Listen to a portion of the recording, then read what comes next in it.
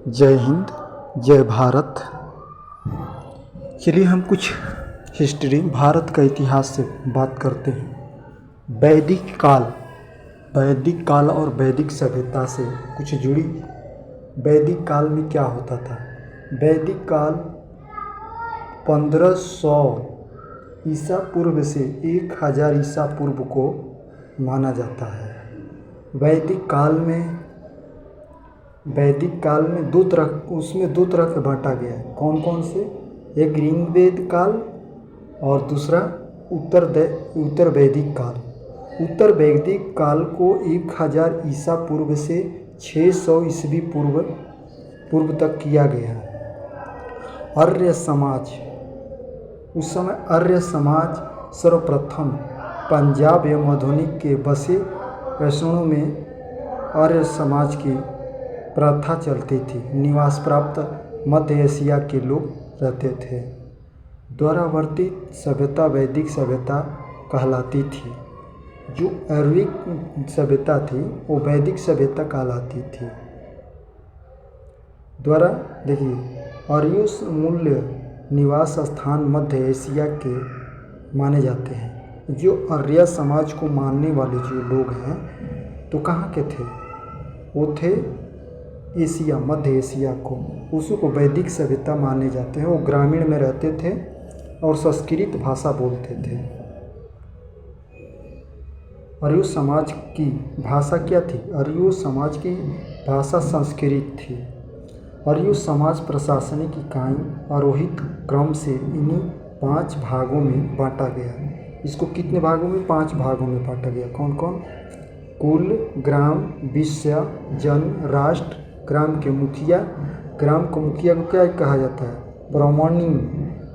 विषु का प्रधान की विषुपति, जन के हिसाब के राजन कहलाते थे। राज्य विधाकारियों को पुरोहित कहा जाता था। जो राजा होते थे तो उसको पुरोहित लोग कहते थे। देखिए, विश्व, उस समय कुल, ग्राम, विश्व, जन, राष्ट्र। उस समय प्रशासनिक, जैसे इस समय राष्ट्रपति, फर्स्ट में क्या होता है? उपराष्ट्रपति, इसके बाद राष्ट्रपति, प्रधानमंत्री तो पूरा राज्य के मालिक हो गया। इसके बाद राज्य होता है तो मुख्यमंत्री होता है। उसके नीचे क्या होता है? विधायक होता है। विधायक के नीचे आ जाता है वो मुखिया, सरपंच, वार्ड, सरपंच आता है, पंच, सरपंच। इसी तरह जो आता है प्रशासनिक, पंच, सरपंच था। तब थाना, कोर्ट, कचहरी था पहले। तो उस समय 5 भागों में बांटा गया था। कौन कौन? एक कुल, ग्राम, विश्व, जन, राष्ट्र। 5 भागों में बांटा गया था। तो जो कुल थे उनको, ग्राम के मुखिया को ग्रामीण कहते थे। जैसे इस समय जो मुखिया का चुनाव होता है तो उसको मुखिया जी बोला जाता है। उस समय क्या कहते थे? ग्रामीण। कुल को क्या? ग्रामीणी बोलते थे। और विश्व का प्रधान विषपति को माना जाता था। विश्व यानी मुखिया के ऊपर, जैसे जिला पर हो गया तो उसको विषपति मानते थे। जन के शासन के राजन कहलाते थे। जन माने जनता को जो सेवा करते थे, जो पुलिस वगैरह रहते थे, उसको, उसका जो हेड होता था, जो इंस्पेक्टर कहते हैं, उसको राजन कहते थे लोग। राज्य पदाधिकारियों को पुरोहित कहा जाता है। जो पूरे, जैसे बिहार राज्य है, यूपी राज्य है, तो उसको राज्य को, मुखिया को क्या बोलते हैं? सीएम बोलते हैं या मुख्यमंत्री। उस समय क्या कहा जाता था? विषुपति कहा जाता था। उस समय क्या कहते हैं? पुरोहित। सेनानी प्रमुख थे।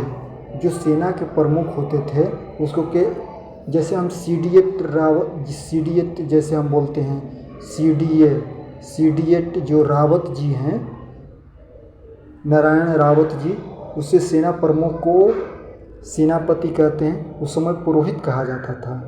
वशिष्ठ रूढ़िया वाला विश्व पुरोहित थे। सूत रक्षा का वैदिक नाम अधिकारी है।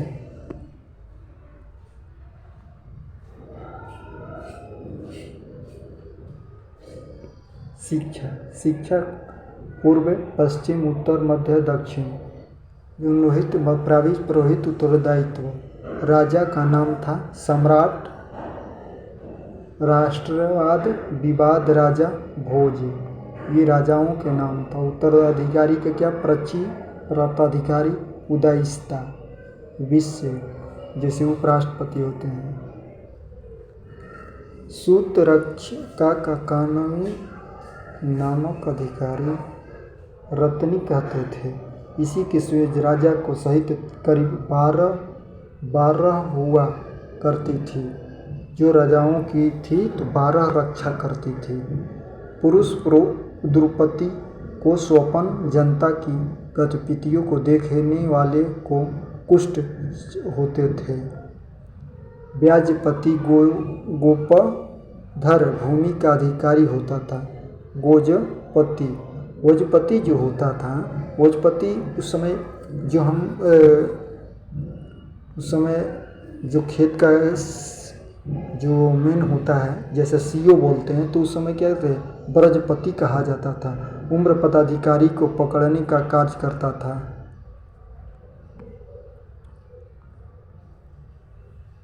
सभा समिति का राज्य राजा को सक्षम देने वाला संख्या थी।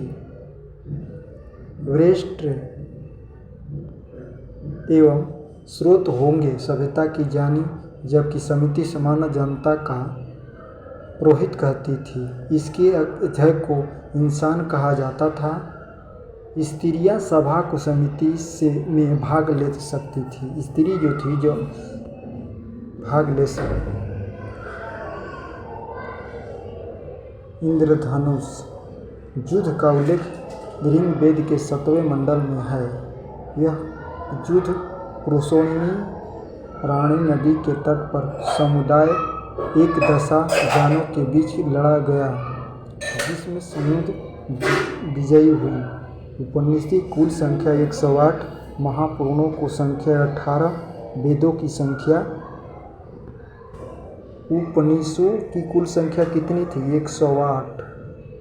महापुराणों की संख्या 18, वेदों की संख्या 8। क्षत्रिय वैश्य छत्रों सूत्र विभाजन का व्यवस्था का अधिकार था। ऋग्वेद के 10वें मंडल को पुरुषोहित में चतुर्थी का उल्लेख मिलता है। इसमें कहा जाता था कि ब्राह्मण परम पुरुष के मुख से, क्षत्रिय उनकी भुजाओं के, वैश्य जयस के, शूद्र उनके पैरों से उत्पन्न हुए थे। आर्यों के समाज पितृभूमि प्रधान था। समाज की सबसे छोटी इकाई परिवार या कुल भी, जिसका मुखिया पिता होता था, जिसे कुलप कहा जाता था। स्त्रियां इस काल में अपने पति के साथ यज्ञ कार्य में भाग ले सकती थी।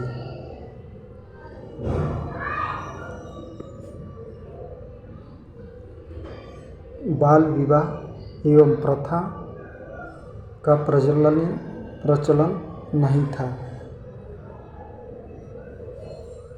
बाल विवाह का प्रचलन नहीं था। विधवा अपने मृतक पति के छोटे भाई देवर से विवाह कर सकती थी। छोटे भाई स्त्रियां शिक्षा ग्रहण करती थी।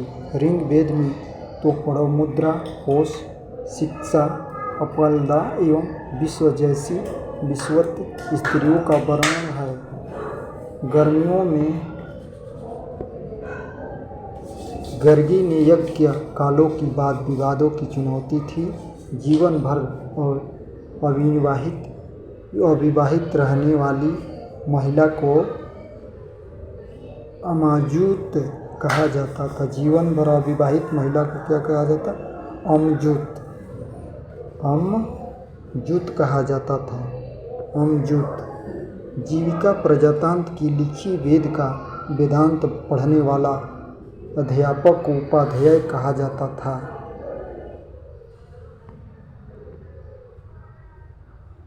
आर्यों का मुख्य वेद समरायत था। आर्यों के मनोरंजन का मुख्य साधन संगीत, रक्षा वैदिक था। एवं युवलों की आर्यों की मुख्य व्यवसाय पशुपालन था। महर्षि कर्ण की भारतीय परमाणुओं की जनधन उस समय गाय ने मारे अपने अयोग्य पशु की वेण श्रेणी में रखा गया था।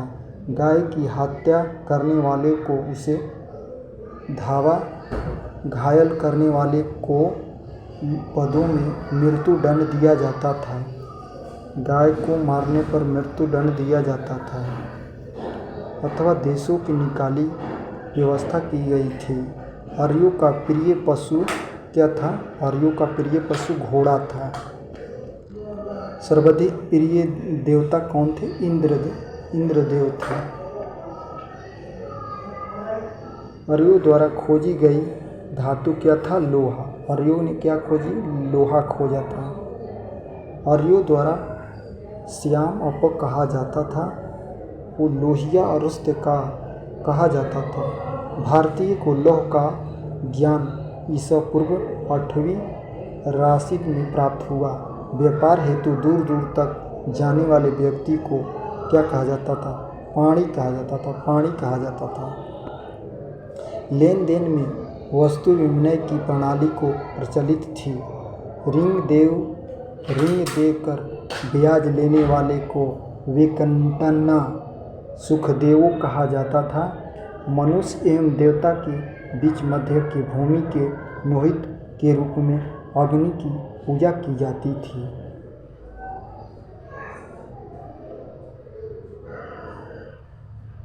ऋग्वेद में उल्लेखनीय नदियों में सरस्वती सबसे पवित्र थी। ऋग्वेद में गंगा का एक बार और जमुना का उल्लंघन हुआ है। इनमें सिंधु नदी के उल्लेख सर्वाधिक बार हुआ है।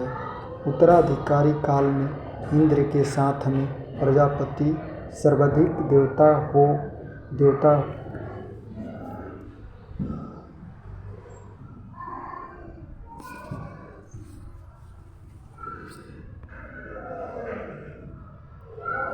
उत्तराधिकार इंद्र के स्थान पर प्रजापति देवता को थे। विष्णु के 3 पगों का कल्पना की गई है। उत्तराधिकारी काल में हुआ था। जो विष्णु भगवान थे, एक राजा बोला, बहुत दयालु था।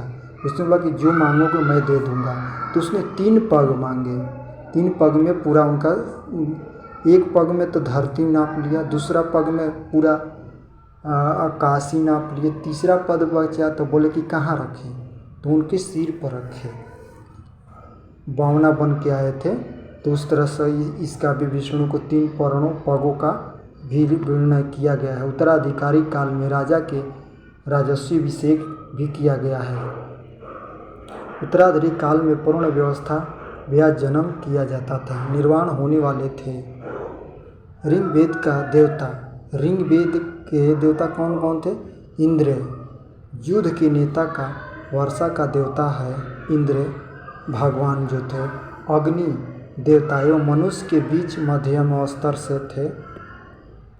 और वरुण देव वृद्धि एवं सूरज की निर्माता समुंजय देवता, विश्व के शासक, साहित्य, प्रीति, क्रिगी, परिवर्तन, दिन रात करने वाले वरुण देवता को कहा जाता था। जो आकाश एवं देवता को सबसे प्राचीन कहते हैं। सोम देवता को क्या कहते थे? वनस्पति देवता। उषा को क्या कहते थे? प्रगति एवं उत्थान देवता। अस्क्यन देवता को विस्पति को रहने वाले देवता कहा जाता है। पुष्पन को पुष्प का देवता। विष्णु को विश्व के संरक्षण पालना की करता था। मरुतन को आंधी तूफान का देवता बोला जाता था। उत्तराधिकार काल में हल ही सिंहार काल को दे रखा जाता था, सीता कहा जाता था। उत्तराधिकार में निश्चक सातक को मुद्रा की शाही की सिक्कों को चलाने की कोई भी प्रथा नहीं मिला। संख्या वर्तमान में भारत के सभी दर्शनों में सबसे प्राचीन है। अनुसार मूल तत्व 25 जिनमें संस्कृति प्रवर्तन होता था।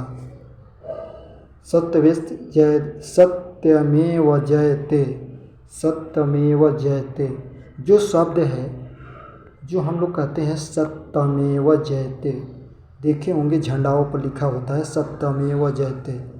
ये मुंडो को उपनिषद से लिया गया है। कहाँ से लिया गया है? मुंडो को उपनिषद से लिया गया है। इसी यज्ञ की तुलना में फूट नाव से की गई थी। किससे? नाव से। सत्यमेव मुंडो से लिया गया है। अब चलिए देखिए, उस समय बाल विवाह की प्रथा नहीं थी, उस समय लोग नहीं करते थे। और जो औरत विधवा हो जाती थी वो अपने देवर से शादी कर सकती थी, उस समय परंपरा था। और जब उस सती प्रथा भी चल रहा था, उस समय जिंदा जला दिया जाता था जब उसकी पति मर जाते थे। तो अब चलिए हम देखते हैं वैदिक काल में। वैदिक काल और उत्तरदायित्व काल में क्या होता था? पहले यज्ञ की परंपरा थी। भगवान क्या करते थे उस समय? लोग यज्ञ कराते थे।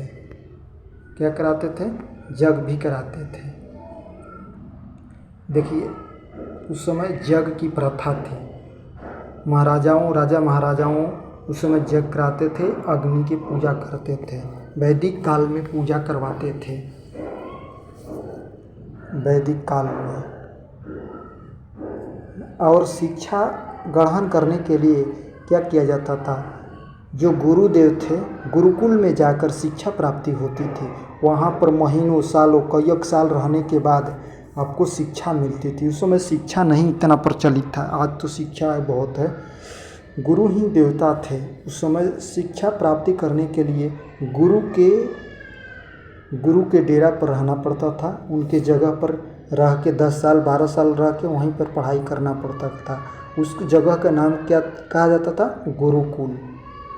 जो एक लड़का था 5वीं क्लास में, अपने पढ़े होंगे कि गुरुकुल में जाके वो बहुत होता था, पढ़ने नहीं आता था, तो वहाँ जाके वो पढ़ाई करता था। और एक दिन गया तो रसरी आवत जात, जैसे कुएं पर जब रसरी आता था, मिट्टी का पत्थर था, तो पत्थर पर रखते रखते मिट्टी के पत्थर से वो पिघल जाता था, नीचे गड्ढा हो जाता था। तो वो बोला कि मैं पढ़ूंगा तो क्यों नहीं पढ़ने आया। फिर गुरु के पास लौट के चला जाता है, वो पढ़ने लगता है, फिर पढ़ने में तेज हो जाता है।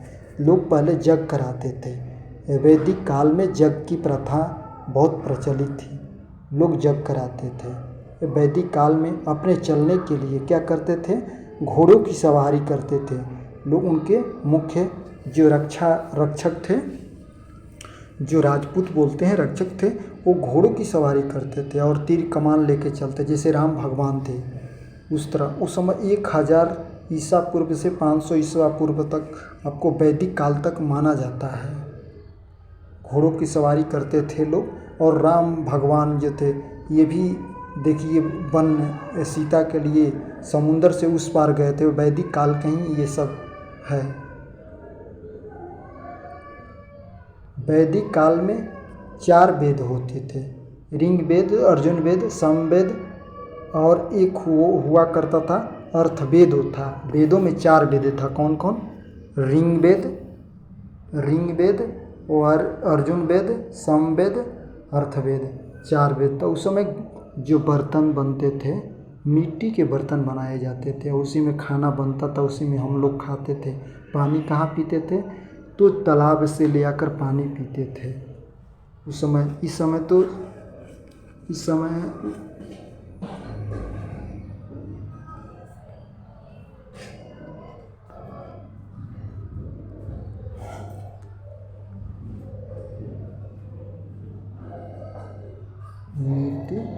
मिट्टी के बर्तन बनते थे।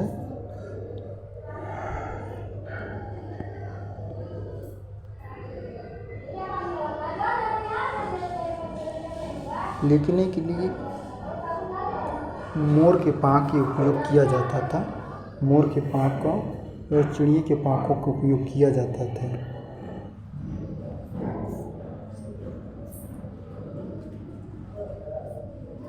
उत्तर वैदिक संस्कृति और सभ्यता समाजो जीवन की इतिहास कहा जाता था। ऋग्वेद,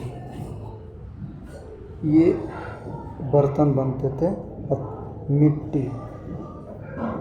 मिट्टी के बर्तन बनाए जाते थे। पत्थर, ये जो पत्थर से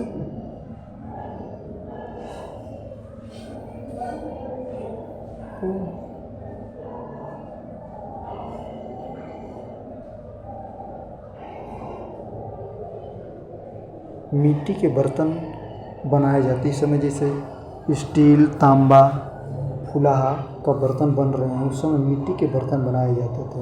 ये पत्थर जो आज मशीन आ गई है मसाला कूटने वाली, उस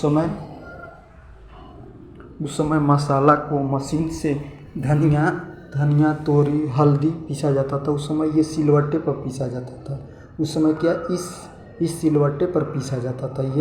ये सिलवट्टे पर पहले ज़माने में पीसा जाता था। अब पहले ये जो घड़ा देख रहे हैं, इसी घड़ा में बर्तन में खाना बनता था पहले के ज़माने में, वैदिक काल में, और इसी में हम लोग खाना खाते थे। फिर धोकर पानी में इसको रख देते थे। पानी इसमें रखते हैं तो ठंडा रहता है। पहले के ज़माने में यही बर्तन था। इसमें चाय भी पियेंगे ना कपटी में, ये कपटी में जब चाय पियेंगे तो इसका स्वादिष्ट अलग ही होता है। ये देसी थी उस समय की। और पहले लोग क्या करते, पहले सवारी नहीं था, पहले घोड़े की सवारी करते थे, अपने बकरी भेड़ बकरी को पालते थे। और ये देखिए लगे घोड़े से जा रहे हैं ये लोग। वैदिक काल की सभ्यता में पहले लिखने की कलम नहीं था, पहले क्या था, मोर के पाँखों से लिखते थे लोग। वैदिक काल में वैदिक काल में ट्रैक्टर नहीं था, उस समय बैल ऑक्स से खेती होती थी। इस तरह हल चलाकर किसान अपनी खेती करते थे वैदिक काल में। आज तो बैल ही ख़त्म हो गए। वह इस समय आधुनिक काल आ गया। आधुनिक युग मशीनी की युग, लोह युग कहते हैं। उस समय लोहे के भी और आर्यो लोगों ने लोहे का भी आविष्कार किया, तो इस समय लोह युग हो गया है। वैदिक काल में देखिए इस तरह से जग होता था और लोग पढ़ते थे। यही है वैदिक काल। वैदिक काल बहुत पूर्व, वैदिक काल को करीब 1500 से आपको 1000 ईसा पूर्व माना जाता है। वैदिक काल को 1500 से 1500 से 1000 ईसा पूर्व को माना जाता है वैदिक काल। उत्तर वैदिक काल माना जाता है 1000 से 600 ईसा पूर्व माना जाता है। चलिए, जय हिंद दोस्तों। चलिए अब नेक्स्ट क्लास में आपको मिलेंगे। ये भारत का इतिहास, हिस्ट्री से कुछ आपको डिस्कस हुआ। आपको अच्छा लगे तो सब्सक्राइब करें और बेल घंटी को दबाएं, ताकि आपका पल की आपका इस तरह का नॉलेज हम देते रहेंगे। ये वैदिक काल है। वैदिक काल में ऐसी होता था। पहले खेती बाड़ी, पहले तो जौ की खेती फसल में पहले लोग जौ या गेहूँ की उपयोग किए। उस समय के ज़माने में लोग बकरी पशु गाय पालते थे। जब गाय को कोई मार देता था, चाहे मृत्यु कर देता, चाहे घायल कर देता था, तो उस समय का दंड जो था ना बहुत कड़ा था, उसको मृत्यु दंड दिया जाता है। गाय को, गौ माता को भगवान के रूप में दर्जा दिया गया है। आज के ज़माने में भी गाय को हिंदू धर्म में ऊपर माना जाता है। और गाय पर तो फैसला हो, इस पर कानून भी बन चुका है। वन विभाग ने वन भी बनाया कि नहीं मारना है। फिर भी अपनी अपनी अलग अलग सोच होती है। ये देखिए पहले ज़माने के क्या था, ये चीज़ें बर्तन थे। आज के ज़माने को बच्चे को क्या पता चलेगा कि हमारे घरों में ऐसा बर्तन मिलेगा। कभी देखा ही नहीं होंगे। दिवाली पर तो दिया वगैरह बारने के लिए देहातों में मिलता है, कुछ शहरों में कहीं कहीं मिलता है। हम लोग देखिए इस ढक्कन में चाय पीते हैं, एक केतली में, ये गिलास की तरह रहता है, इसमें चाय पिया जाता था।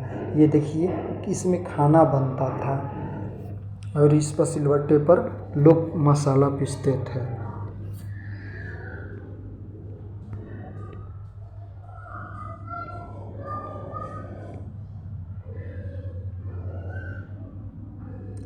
शिक्षा के लिए गुरुकुल में जाना पड़ता था। देखिए, जग जब होता था तो जग में पति पत्नी एक साथ बैठ सकती थी, उस समय प्रथा थी।